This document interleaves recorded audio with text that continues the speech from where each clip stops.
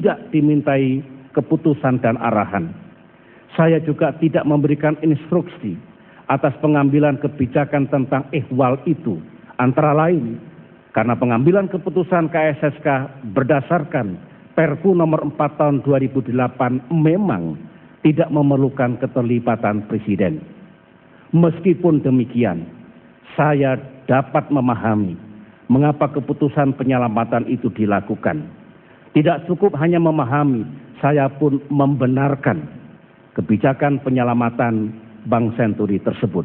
Bahwa tuduhan adanya penyertaan modal sementara kepada Bank Senturi telah disalahgunakan untuk menyokong tim kampanye pasangan capres-cawapres tertentu nyata-nyata tidak terbukti dan memang tidak pernah ada.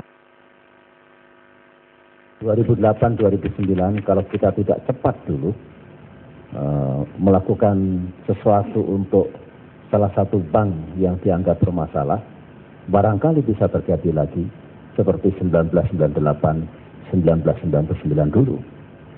Meskipun tentu ada risiko politiknya, ada political cost-nya. Penyertaan modal sementara atas Bank Senturi dulu yang jumlahnya ya sekitar 600 juta dolar. Political cost-nya tinggi sekali.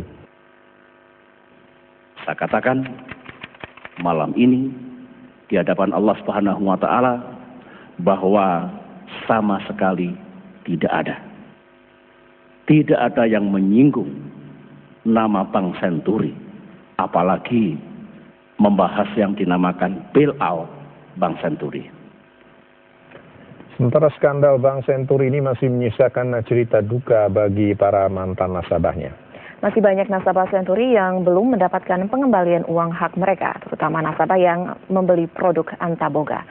Derita dirasakan oleh nasabah Bank Senturi hingga kini mereka menderita kerugian hingga 1,4 triliun akibat uang mereka tidak kunjung kembali. Para nasabah Bank Senturi tersebut membeli reksadana Antaboga yang merupakan produk Bank Senturi. Uang mereka tidak dikembalikan oleh manajemen Bank Senturi meski LPS sudah mengambil alih Senturi dan mengubahnya menjadi Bank Mutiara. LPS menolak mengganti uang nasabah ex-Bank Senturi dengan sejumlah alasan, diantaranya LPS tidak memiliki landasan hukum untuk mengganti uang nasabah, padahal nasabah Senturi telah memiliki putusan Mahkamah Agung yang menolak kasasi Bank Mutiara dan memenangkan gugatan nasabah. 27 nasabah Senturi di Solo beberapa waktu lalu memenangkan gugatan atas manajemen Bank Mutiara.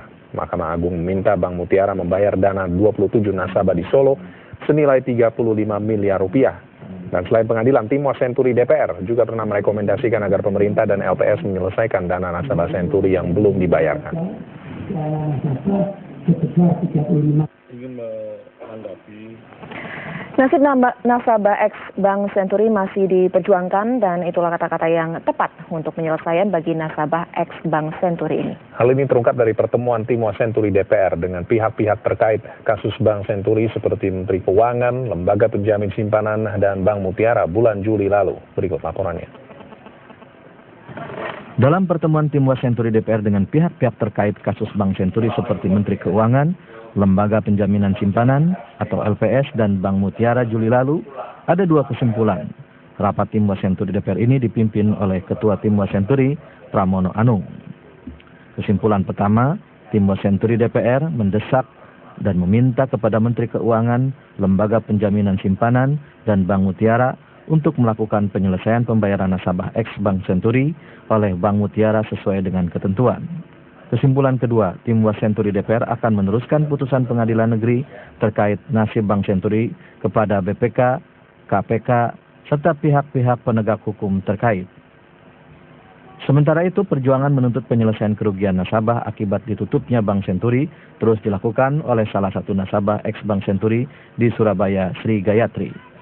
Berbagai aksi demo dilakukan Gayatri yang mengaku memiliki dana 69 miliar rupiah yang tersimpan di reksadana Antaboga yang disalurkan melalui Bank Senturi. Dalam salah satu orasinya, Sri Gayatri menyayangkan sikap pemerintah yang lepas tangan dalam kasus penipuan perbankan yang merugikan nasabah hingga ratusan miliar rupiah. Aksi menuntut pemerintah terkait kasus Bank Senturi juga dilakukan koordinator korban Bank Senturi di Yogyakarta dan kuasa hukumnya. Mereka mengajukan permohonan eksekusi